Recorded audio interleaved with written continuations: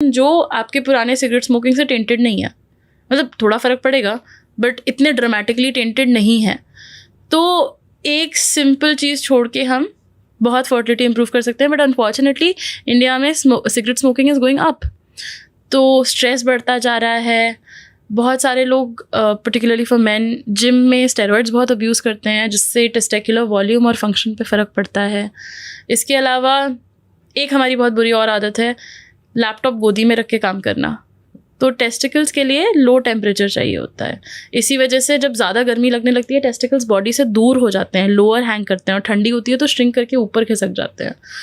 तो बिकॉज वो self regulating air conditioning system है, ऐसे समझ लो उनका, वो मसल्स के थ्रू अपने आप को रेगुलेट करते हैं कि कितना ऊपर, कितना शरीर के क्लोज है, कितना दूर रहना है।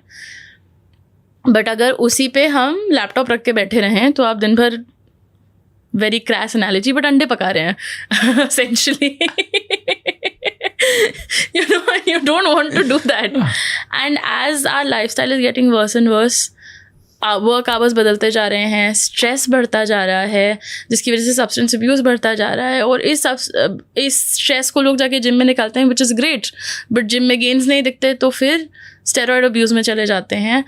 इन सिंपल लाइफस्टाइल फैक्टर्स की वजह से we are really poorly affecting man की सेक्सुअल हेल्थ, फर्टिलिटी हेल्थ।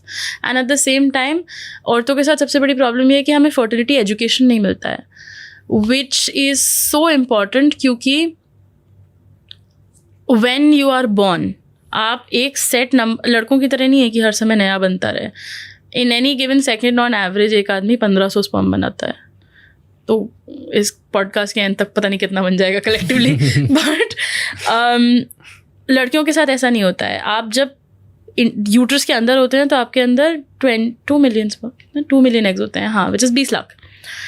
और जब आप प्यूबर्टी तक आते हैं तो वो 20 लाख से गिर के 4 लाख हो जाता है।